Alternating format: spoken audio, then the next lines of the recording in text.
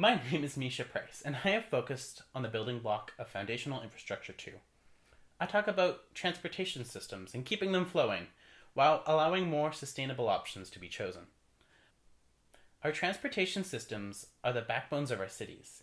However, they must be able to manage the peak demands of our 9 to 5 world, yet still be able to be useful during off-peak times.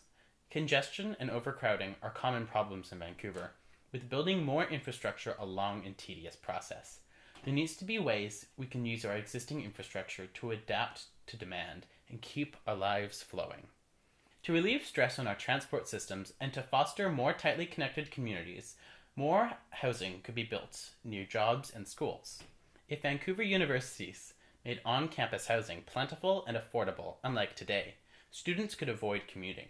While student housing doesn't promote long-term communities, as students are constantly cycling through, clustering housing near jobs would let people live and work in the same neighborhood, increasing their connections to where they live and allowing more sustainable choices like walking and cycling to be made.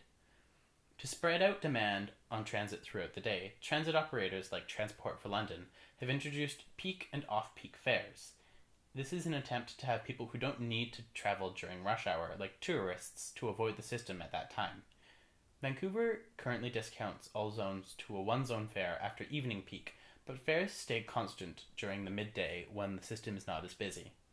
While this might encourage transit users, it does little for those who are driving and does nothing to address the people who have no choice but to commute during peak hours. Some have proposed staggering work hours so different sets of people can commute at different times. Additionally, carpooling can be used to decrease road congestion, as most cars during peak travel times only have one passenger, and could make parking in central business districts less of a hassle. Now, working from home part-time via telecommuting is more practical than ever. This allows workers to be more flexible with childcare and lets workers to spend more time in the community where they live, rather than spending most of their time where they work and only returning to sleep. Telecommuting can have positive impacts on work done as it relieves stress levels and can make more productive workers.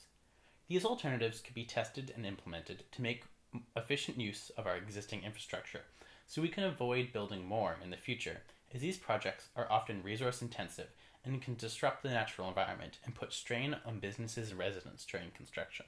Thank you for listening.